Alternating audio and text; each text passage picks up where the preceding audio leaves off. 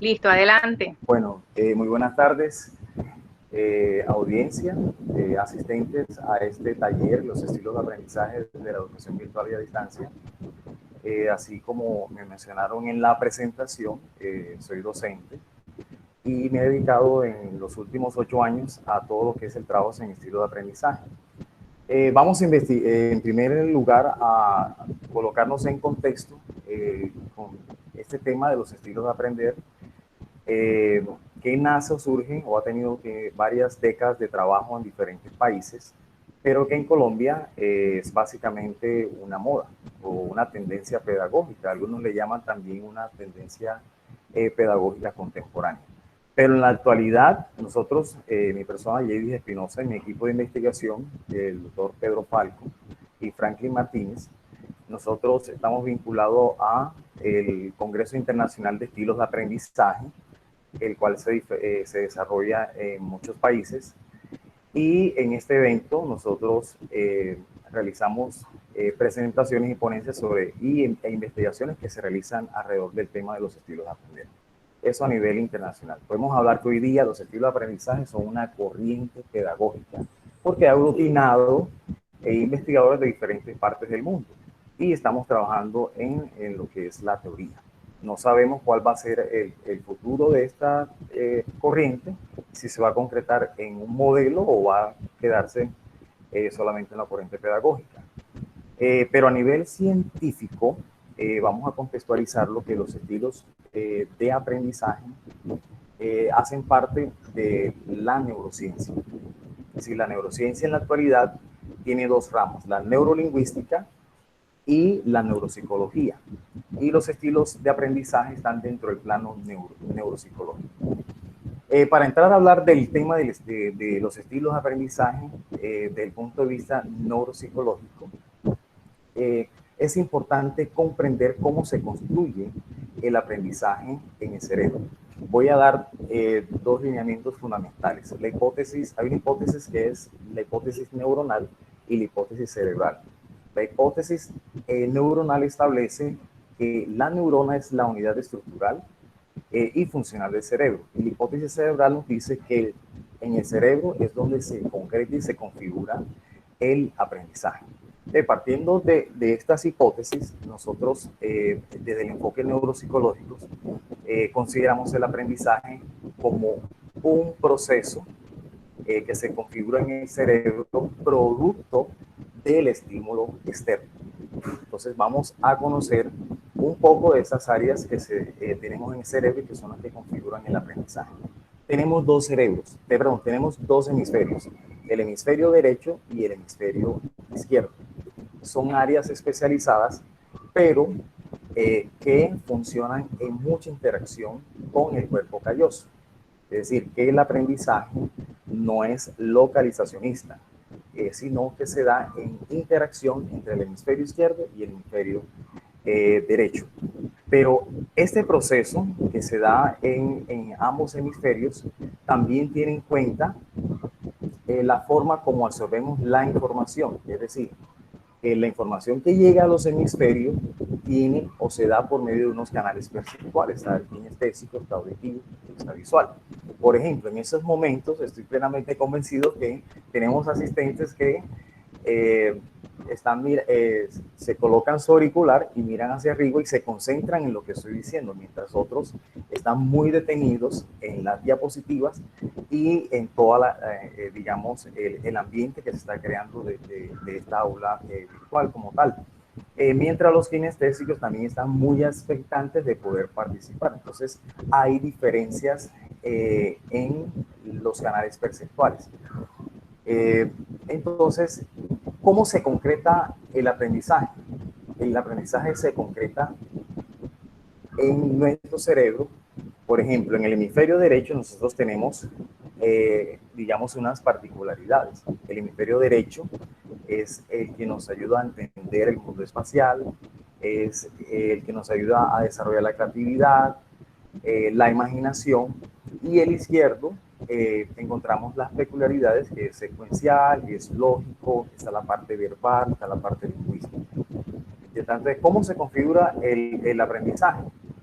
Nosotros absorbemos la información, la procesamos y después damos respuesta a un estímulo del entorno en el que nosotros nos encontramos.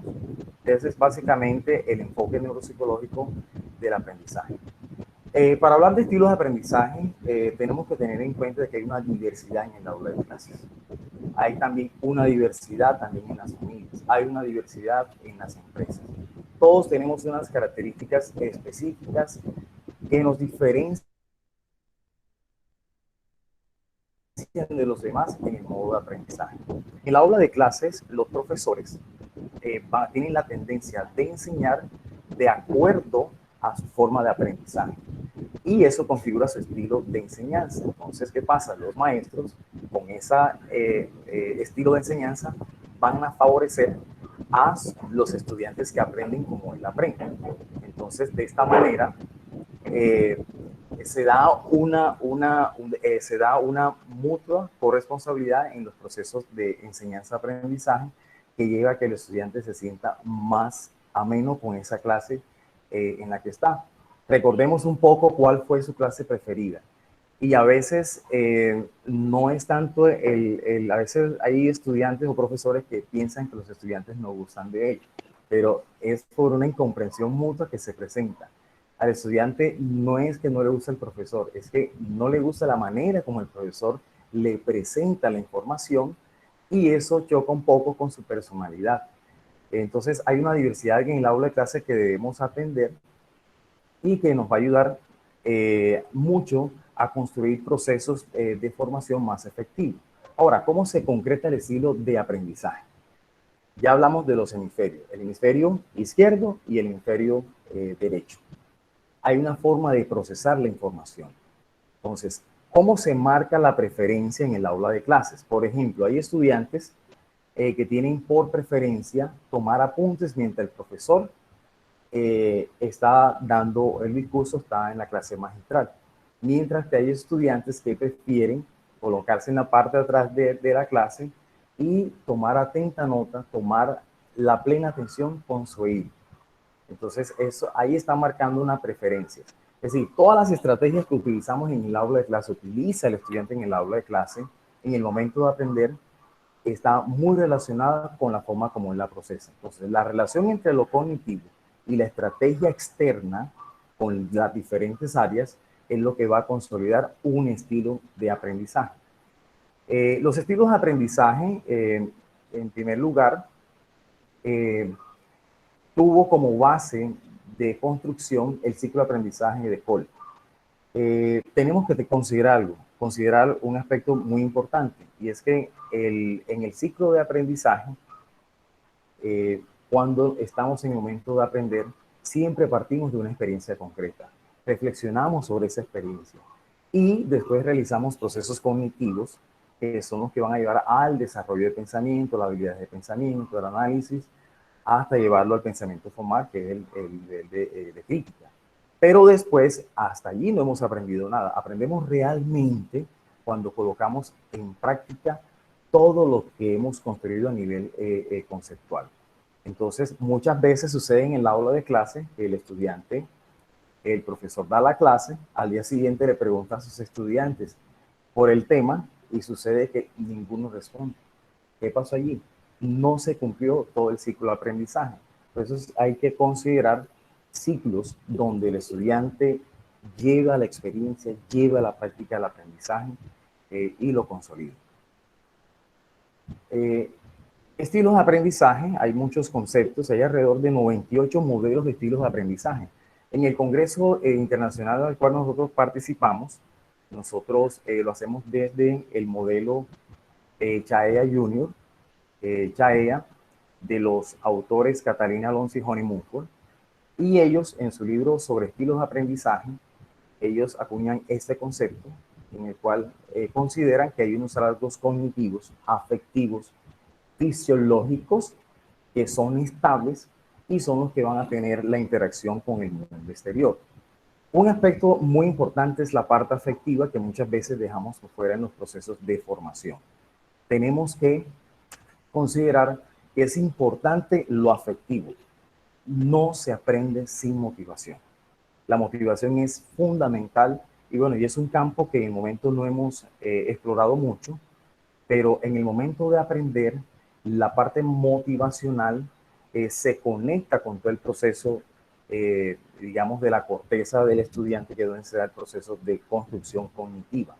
Entonces, tengamos en cuenta que siempre que el estudiante, usted le presente una información, póngale mucho cuidado, obsérvelo, observa a ese estudiante cuál fue la manifestación a través de sus gestos. Algunos estudiantes alzan las manos, mientras otros codean al compañero y le dicen, no, esta clase está aburrida. Entonces, no es que no quiera el profesor, es que la manera como se le presentó la información no se conecta con él. De pronto un profesor de matemática es muy global y o es muy global y tiene estudiantes que son de todo otro estilo cognitivo y en el momento de presentar la información el estudiante no logra hacer la inferencia deductiva que él hace, porque él generaliza de manera muy rápida y el estudiante no. De pronto está al frente un estudiante que es secuencial, que va paso a paso y entonces la manera de organizar la información genera una incomprensión mutua entre el maestro y el estudiante. Entonces, ¿qué debe mediar allí? Debe mediar, ayudar al estudiante a abrir la puerta. Ahora, muchos me preguntarán, pero entonces, al intentar yo favorecer los estilos de aprendizaje de los estudiantes y pierdo la rigurosidad de mi clase, voy a perder la rigurosidad en matemáticas que no la quiero perder, no la va a perder. Apenas el estilo de aprendizaje es una puerta que empezamos a abrir al estudiante. El proceso que sigue, que es el hacer, no puede perder la rigurosidad ni el enfoque en las habilidades de pensamiento, ni el desarrollo mismo de la disciplina en el proceso pedagógico y académico. Entonces, los estilos de aprendizaje tienen otra característica, son estables. Es posible que tenga en mi salón, de acuerdo a mi materia, les guste de 20 estudiantes, 7, 8 estudiantes son felices con mi clase, mientras el resto no lo es. Porque todo lo que preparo satisface el estilo de aprendizaje de estos estudiantes que yo tengo. Entonces, ¿qué debo hacer? Entonces, ese es el trabajo que ahora metodológicamente voy a dar las estrategias de cómo vamos a movilizar poco a poco a los estudiantes desde el estilo del cual ellos están a los otros estilos de aprendizaje a donde debo llevarlos, porque recordemos que hay un ciclo de aprendizaje que es bueno que todos estemos dotados para que podamos enfrentarnos en el mundo del colegio, el mundo de la universidad, el mundo empresarial, en las relaciones con mi jefe. Es posible que quien me esté escuchando y sea asistente y trabaje en una empresa, es posible que usted tenga un jefe que tiene un estilo que es muy vertical, que es muy teórico, y de pronto cuando le pidan usted un informe en los detalles que él quiere, usted se moleste o piensa o sienta que su jefe está en contra de usted. Entonces hay una incomprensión mutua. Entonces ahora vamos a comprender de qué se trata esto. De tal manera que en el ciclo de aprendizaje tenemos la tendencia a quedarnos en uno de esos ciclos. De pronto todo lo que yo hago es pragmático. Si alguien me da una información, yo quiero que esa información que me han dado tenga un modelo para yo avanzar en ello. Y no me gusta la teoría. De pronto yo soy teórico y quiero que todas las cosas tengan un proceso metódico, sea consecuente, sea productivo, no omitir los detalles. Y todas las estrategias en teórico, un estudiante teórico en sociales quiere confrontar las teorías del Big Bang con las teorías de Stephen Hawking o quiere hacer organizadores gráficos sobre un tema, no deja que el profesor pase otro sin que ese tema esté totalmente consumado, o soy reflexivo, que es una situación que se presenta, y yo sé que entre los asistentes hay muchos reflexivos, que de pronto en el momento en que hay una reunión, no participa enseguida. Entonces el jefe quiere que participe de primero y no. ¿Por qué? ¿Qué pasa en lo reflexivo? Y le voy a dar un dato. Las personas reflexivas tienden mucho a hacer inferencias inductivas o deductivas. Es decir, tienden a relacionar todas las cosas para después llegar a una conclusión. No sé si les pasa a alguno de ustedes que está frente a una reunión y espera que todos hablen, y no porque no sepa, sino porque su pensamiento inconscientemente le está diciendo todavía no, falta otro dato, porque son muy buenos analizando detalles, haciendo pesquisas. Entonces, hay que respetar al estudiante que es reflexivo. Muchas veces lo queremos exponer, que participe de primero, y entonces el estudiante queda frío, eh, entra en un estado de shock o se bloquea. ¿Por qué? Porque él no le gusta que lo improvisen. Casos diferentes son los activos, que son abiertos, que el profesor no ha terminado de decir la actividad o hacer la pregunta y ya está alzando la mano. Su sistema emocional y límbico le permite dispararse enseguida, movilizarse. Son los estudiantes que quieren, profesor, pero ya dejen de estar hablando, yo quiero que ir a la acción. Esa es una diversidad. Entonces, si vemos que hay una diversidad en el aula de clases, en las instituciones. También lo tenemos en la familia. En la familia tenemos que analizar a nuestros hijos. Algunos son más reflexivos, otros son más activos. El que es activo, con tendencia a ser kinestésico, usted lo regaña y después posiblemente se moleste, pero después llega y te da un abrazo. Busca la parte afectiva. Mientras que es reflexivo teórico, es posible que le argumente o no esté de acuerdo y lo exprese de manera intuitiva, y a veces los padres se molestan. Tenemos que enseñarles, sí, obviamente, el respeto, pero no coartarle ese estilo, que es argumentar, que es analizar las situaciones y tener un punto de vista. Entonces, tenemos desde el modelo CHAEA de los doctores Catalina Alonso y Honey Munford, el modelo activo, pragmático, teórico y reflexivo. Ahora más adelante voy a colocar un dashboard donde vamos a escribir cómo nos sentimos mejor nosotros en el momento de aprender. Si eres visual, si eres más auditivo, si eres más pragmático. Entonces vamos a compartir un poco esas ideas para dejarlas ahora de último. Seguimos. Entonces, los estilos de aprendizaje, nosotros tenemos un instrumento que se llama CHAEA. También se los voy a mostrar ahora al final, y las personas que estén interesadas pueden escribirme al correo y yo le envío el cuestionario.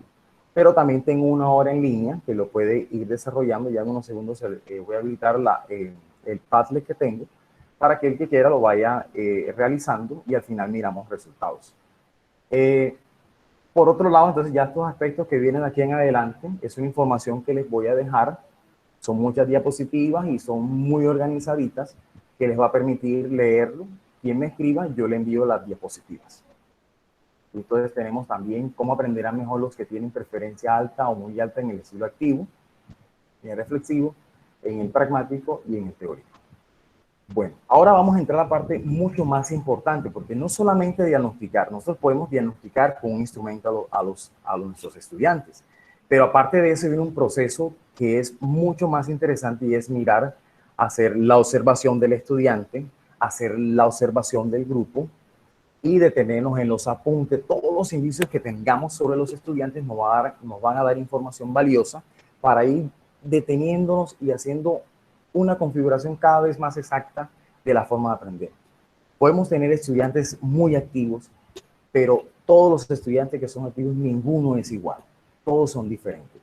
Esta es una investigación que realicé en el año 2016 y es un artículo que está publicado en la revista Hexágono Pedagógico.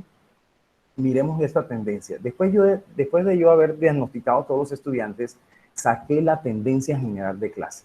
Mire, tenemos un estudiante que es reflexivo. Ese estudiante, tenemos una tendencia general de clase en la que casi todos los estudiantes son reflexivos. Estos estudiantes se la llevaban muy bien con un profesor que vinculamos a la investigación y era su profesor preferido, porque era un profesor que en todas sus clases, era el profesor de sociales, colocaba actividades de reflexión, actividades que eran relacionadas con la vida cotidiana. Ellos tienen la oportunidad de desplegarse, pero tenían una incomprensión mutua con una profesora porque era de tendencia más pragmática teórica. Entonces para ellos era muy complicado, y eso lo hemos reflejado como hallazgos en las entrevistas dialógicas que realizamos en esta investigación. En este trabajo de investigación aplicamos unas actividades de razonamiento crítico, inductivo, deductivo, pensamiento lógico, pensamiento pragmático, y organizamos a los estudiantes de acuerdo a su estilo predominante de aprender. Entonces teníamos en cada grupo, podemos mirarlo acá, en cada grupo teníamos un estudiante con preferencia alta teórico, preferencia alta en reflexivo y activo también. En primera instancia nosotros dejamos que ellos se organizaran y después de manera intencional colocamos una actividad donde ellos tenían que relacionarse.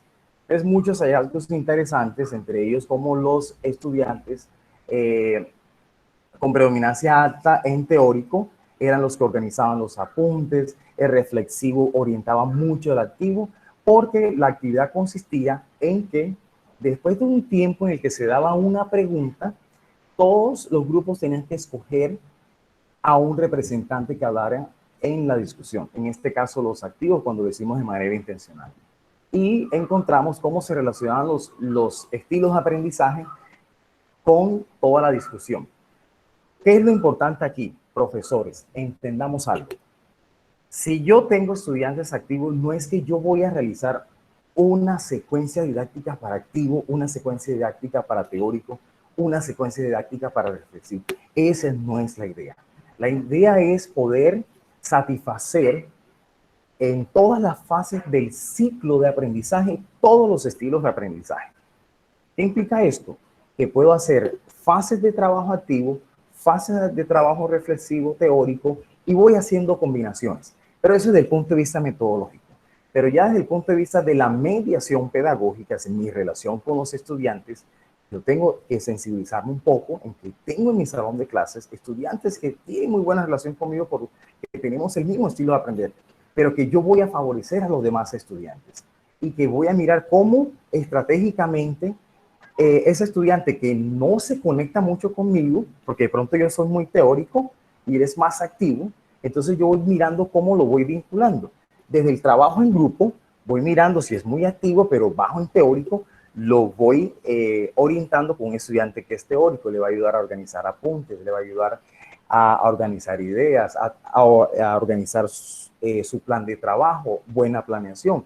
Y desde el punto de vista reflexivo también va recibiendo una influencia mía y voy relacionándome con él. La idea es que logremos dotar a los estudiantes de todos los estilos hasta donde podamos.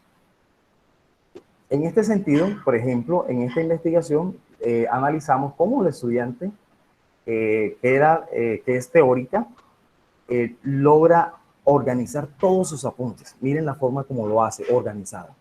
Ahí vemos un estudiante que es bastante teórico. No me queda duda de que en esta actividad que es de inferencia deductiva, porque a partir de las imágenes tenían que hacer una inferencia de cuál era el tema, ella dio un gran aporte. Aquí también tenemos una comparación cuando hicimos un trabajo inicial de cómo un estudiante es teórico, el que está a la derecha, pero también visual, porque mire cómo organiza, cómo quiere hacer la representación gráfica y le echa color, se siente muy, muy animado haciendo actividades gráficas, mientras estudiantes que son poco teóricos tienden a tener dificultades en los organizadores gráficos. Entonces, profesores, el reto es que atendamos y respetemos la diversidad en el aula de clase, así dice mi compañero de investigación, Pedro Falco. Entonces ahora voy a pasar un poquito acá al dashboard. Quiero mostrarles. Quiero mostrar el dashboard. En ese dashboard tenemos, ¿sí lo están visualizando?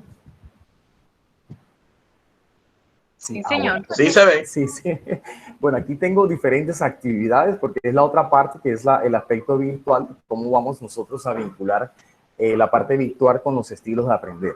Entonces, quiero mostrarles, aquí pueden, voy a compartirles en la presentación. Acá.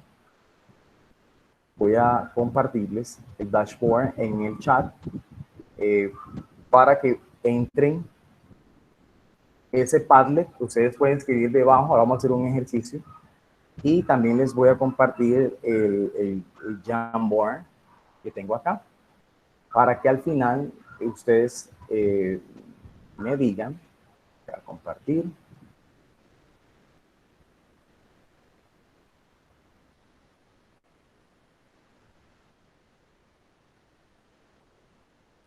Segundo. Y ya les acabo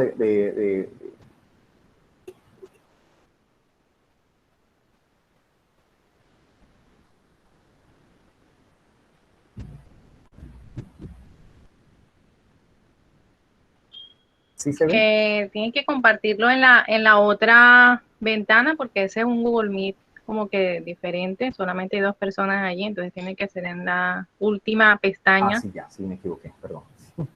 Sí. Bueno, aquí vamos a compartirlo. Gracias por la orientación. Vamos a compartir acá el dashboard. Y aquí tenemos una preguntita que quiero compartir al final. Es, cuéntanos, si se logra ver el Jamboard, ¿sí? Sí, sí, Bueno, estamos cuéntanos visualizándolo. cómo es tu forma preferida de aprender y cuándo es difícil para ti aprender. Me gustaría unos comentarios allí para compartirlos después. Si hay alguna dificultad en la compartición, me lo hacen saber. Entonces, seguimos un poco acá para explicar el aspecto ya metodológico en lo concerniente con la virtualidad.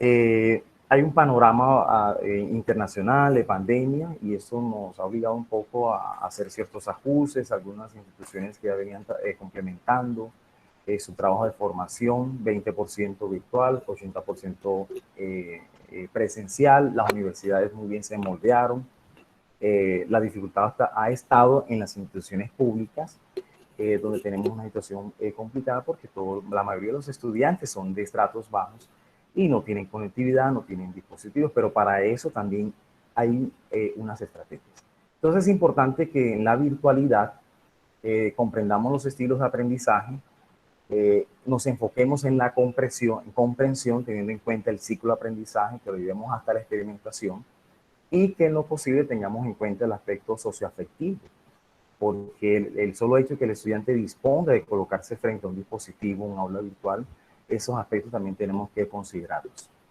¿Qué favorece la virtualidad a un estudiante? Permite desarrollar autonomía, autoestima, controlar más su proceso de aprendizaje, autoaprendizaje, y también le permite construir estrategias de aprendizaje.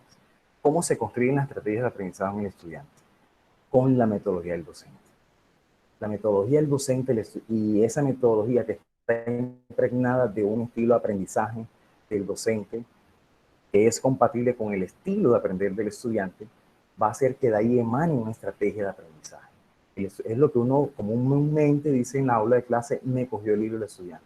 Sabe para dónde voy, ya puede predecir lo que yo estoy haciendo. Pero eso se da porque en un proceso de empatía metodológica. Pero esa empatía se da precisamente por los estilos de aprender. Entonces hay que tener muy en cuenta que en el momento en que vamos a pasar de lo presencial a lo digital, colocar diferentes actividades con herramientas de aplicaciones que ahora se las voy a compartir, enfocarnos en la motivación y que todo el proceso sea óptimo.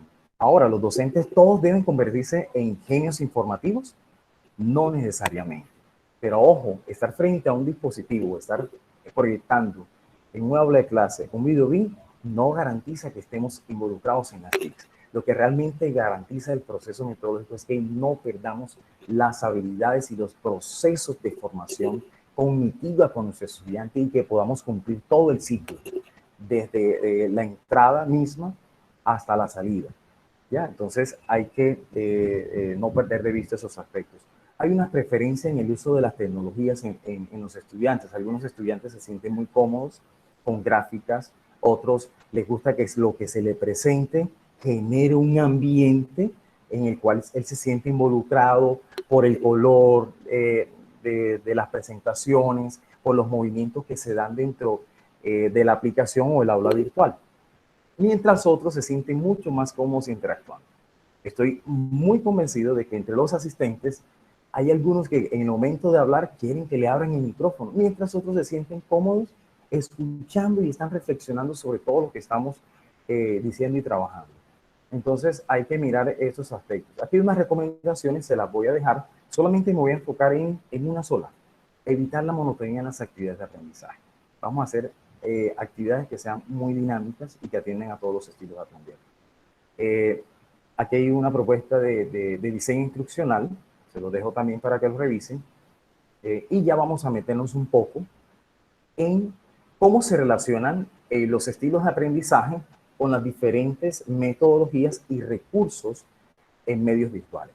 Los estudiantes activos van a preferir actividades de PowerPoint, de presentación, de blogs, de infografía, de fotografía, mientras los estudiantes reflexivos estarán más enfocados en actividades donde ellos tengan que construir opiniones y trabajar con blogs, con wikis, etc.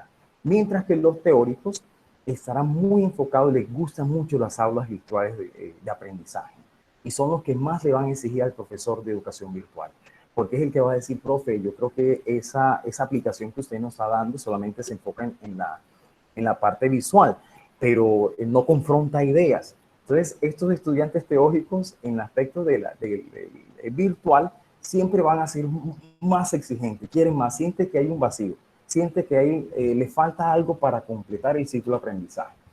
Y cuando tengamos un estudiante teórico, démosles un manejo adecuado en el aula de clase, por evitar, si es de nuestra preferencia, manejar bien la parte de exposición del estudiante, porque él nos participa demasiado, ¿ya? Y si es activo, mucho más. Entonces, en lo pragmático, estudiantes que aparte de actividades de tutoriales, siempre van a buscar una alternativa, van a buscar nuevos modelos y van a aparecer en la clase virtual. Profe, yo ahora averigüé una aplicación que hace más de lo que usted me estaba presentando. Entonces, estos estudiantes, el pragmático y el teórico, son un poco exigentes en estos aspectos. O sea, ¿qué recursos? Aquí les dejo un listado de recursos que ustedes pueden revisar. Y aquí están la parte de la relación entre aprendizaje, evaluación y recursos. Todo este material, quien me pida las diapositivas, yo se las voy a enviar. No perdamos de vista que tenemos estudiantes que no tienen posibilidades de conexión. Aquí está una estrategia. Las instituciones públicas se han reinventado y han buscado de cualquier forma no violar o vulnerar el derecho a la educación de los jóvenes, y han utilizado como estrategia hacer un libro, se lo hacen llegar a la casa, y también las guías de aprendizaje que se le envían por un medio donde puedan ellos acceder. Hay profesores que han hecho audioguías, que le envían las guías auditivas, y estando en el panorama en que a los estudiantes les gusta escuchar música mientras estudian, les ha favorecido. Mientras otros, hay profesores que han usado la creatividad y han usado el WhatsApp, digamos, con una pequeña aula virtual de acompañamiento a los estudiantes. Entonces aquí les dejo también una guía de acompañamiento, cómo desde los estilos de aprendizaje podemos satisfacer a estos estudiantes en sus aprendizajes o apoyarles en sus aprendizajes. Entonces aquí están todas las estrategias didácticas, se las dejo también. Y ahora sí, voy a pasarme ahora al dashboard. Quiero mostrarles algo. Cada una de las aplicaciones que aquí tenemos, quiero que analicemos, audiencia, asistentes, a qué estilos de aprendizaje favorecen. Como ya les pasé, si hay algún inconveniente me avisan por el chat. Bueno, listo. Aquí hay algunos que me están escribiendo, están interesados en la presentación. ¿Ya? Entonces, me gustaría que ahorita me pasaran las preguntas para yo ir respondiendo. Entonces, ahora en el dashboard vamos a socializar. ¿Sí se ve el Jamboard? ¿Se ve? Sí, bueno, sí, claro que sí. Aquí nos está diciendo, pero no dijo si era profesor, no se me olvidó decir qué tipo de asistente era. Dice, soy muy auditiva, es muy auditiva, no necesito estar viendo la pantalla al ponente para poder concentrarme, de hecho hago las tareas al mismo tiempo. Qué bien. Es un estilo específico de aprender. Sería muy interesante saber cuáles eran los profesores preferidos de ella y poder mirar si ella tuvo alguna idea de cómo aprendían esos profesores para mirar esa comprensión mutua. Otro asistente nos dice combinando componente visual y auditivo, ejemplos para realizar asociaciones y apropiar conocimientos. Es la forma de ella integrar en su estructura cognitiva. Es una forma de aprender. Entonces aquí ella, el componente visual le ayuda mucho y auditivo le ayuda mucho en la absorción de información y la forma como le presentan la información. De pronto aquí la parte pragmática le apoya mucho en el proceso de aprendizaje y también la parte visual auditiva. Tengo una tendencia reflexiva visual. todo el margen de las cosas, empieza a desglosar punto por punto, y de esta forma como ella adquiere los conocimientos. Otro desarrollo más la parte auditiva, otro me parece que es bastante reflexivo, audiovisual, y yo creo que esta parte audiovisual que se está marcando, nos está marcando una pauta del siglo en el cual estamos nosotros, siglo XXI. ¿Y qué es lo que tenemos en eso? Sería muy interesante una investigación al respecto de esto. Entonces, bueno, ahora vamos al dashboard para mostrarles a ustedes el elemento, varias cosas. Por ejemplo, el video interactivo. Aquí está. Video interactivo. Esa es una estrategia que se puede utilizar mucho y que favorece. ¿A qué estilos de aprendizaje puede favorecer el video interactivo?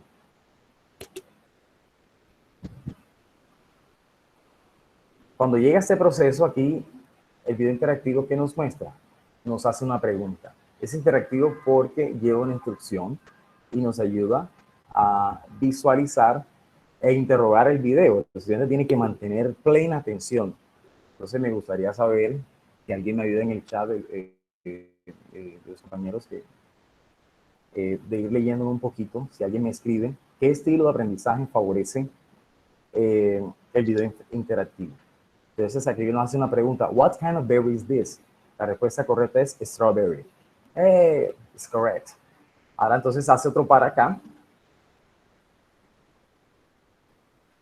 Y nos dice, highlight the ingredients that have been added so far. Entonces, ¿cuáles son los ingredientes que hasta el momento se han involucrado, se han echado? Entonces, ¿cuál será? Strawberry and blueberry. Entonces, check. Entonces el estudiante va colocando, va analizando. Entonces, esta es una estrategia muy interesante de apoyo a la labor, porque, ojo, analicemos hasta qué punto el video interactivo permite el desarrollo de pensamiento. Entonces, tenemos que ver en el estímulo, respuesta, hasta qué nivel el estudiante está aprendiendo. Porque no podemos caer tampoco en el simplismo de que vamos a favorecer un estilo, pero estamos dejando de lado la rigurosidad conceptual de la disciplina. Entonces, tenemos que hacer una buena vinculación. Por acá tengo otro aspecto que es importante. Tenemos los exámenes, las encuestas que podemos desarrollar en Google y se la podemos enviar a los correos a los estudiantes, y esas encuestas nos da la estadística Google. Es muy interesante este aspecto. También podemos utilizar una plataforma que se llama Google Classroom. Esta plataforma no tiene la parte de interacción con el estudiante, o sea, donde podamos dar una clase magistral, pero sí podemos organizar un proceso bien sincronizado con documentos, con videos, y los estudiantes pueden colgar sus trabajos. Y entonces nosotros podemos revisar las tareas de los estudiantes. Aquí tengo la mía del Colegio Francisco de Paula. Aquí tengo la parte de calificación. Ahí me sale que estudiantes han entregado las actividades y las han desarrollado. Una forma de interacción. Hay una forma de presentación que se llama Genially, que es la que está ahora en el boom, que probablemente a unos años podría reemplazar PowerPoint. No sé hasta qué punto, si PowerPoint no se replantea. Y es muy interesante. Hay que ver videos sobre cómo se organizan estas diapositivas con Genially. Solo que nos hace unas restricciones porque hay una parte que es gratis y podemos obtener algunas gráficas, y otras no nos impide porque tenemos que pagar. Tenemos otra para los profesores de inglés. Les recomiendo esta, lo hice hace alrededor de hace más o menos 8 años. Trabajé esta plataforma que se llama Teacher's Guide to Global Collaborations, donde nosotros en tiempo real nos comunicamos con estudiantes de otras partes del mundo en tiempo real. Esta página nos coloca un proyecto, nos vinculamos a él y establecemos lazos de acompañamiento y de interacción con el proyecto. Muy interesante, se lo recomiendo a los profesores de inglés. El blog también es muy interactivo con el estudiante, tiene foro, espacio donde los estudiantes reflexivos pueden inscribir, y también podemos colgar videos. Entonces me gustaría que me vayan en estos que les he mostrado, me vayan añadiendo comentarios. ¿Qué estilos de aprendizaje favorecen cada uno de las aulas virtuales, aplicaciones que les estaba mostrando. ¿Ya? Otro que me gusta mucho, el link está compartido. El link está compartido en el, déjame mirar a ver si ya lo compartí. Aquí, bueno, aquí compartí el dashboard de Padlet para que puedan entrar a ese dashboard y ahí ustedes de las aplicaciones, herramientas tecnológicas que les he compartido, ustedes me vayan escribiendo a qué estilo de aprendizaje favorece, sea teórico, sea reflexivo. Por ejemplo, un blog, ¿a qué estilo de aprendizaje favorecen los blogs? ¿Al teórico reflexivo, al activo? ¿A cuál de todos? O dependiendo del uso que le dé el docente, también se dará, obviamente, el desarrollo del estilo de aprendizaje del estudiante. Bueno, ahora voy a mostrarle otro aspecto que es fundamental en estos procesos, que es virtual, y son las aulas virtuales de aprendizaje. Mucho cuidado con este punto. En la actualidad hay muchas universidades que han pasado a la virtualidad. Algunas tratan de cumplir con el referente, de cumplir con ese referente de ciclo de aprendizaje en el que se da la experimentación, otras no. Entonces hay que tener mucho cuidado porque ahorita nos están ofreciendo cursos virtuales. Entonces tengan en cuenta que cumple el ciclo. Es decir, hay un aspecto teórico, reflexivo, en un aspecto donde usted construye concepto o la conceptualización alrededor de las competencias que está trabajando y finalmente existe una experimentación. Entonces quiero compartirles un poco de la Universidad Internacional de La Rioja, España, que tiene un proceso muy interesante. Se los voy a mostrar cómo organiza el ciclo de formación. Aquí les voy a mostrar una asignatura que se llama Avances en Neuropsicología, que muestra todas las experiencias o investigaciones sobre neurociencia. Entonces, ¿cómo se da el proceso? Ellos cuelgan unas temáticas. ¿Sí lo están apreciando? ¿Sí lo están apreciando?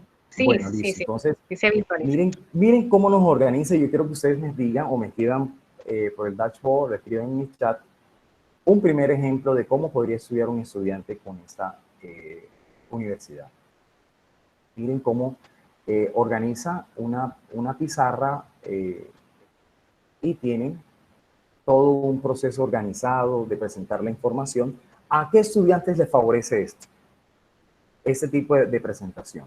Pero al mismo tiempo aquí hay otra opción, que está el tema, que está expuesto en PDF.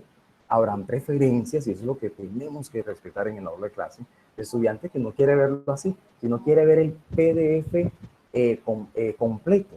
Entonces, ese favorecimiento hay que respetar ese aspecto.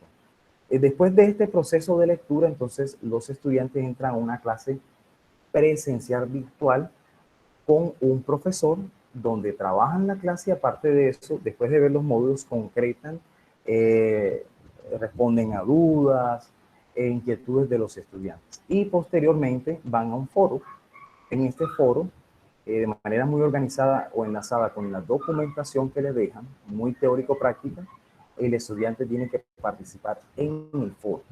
Entonces hay unas reglas, así más o menos se cumple el ciclo de aprendizaje.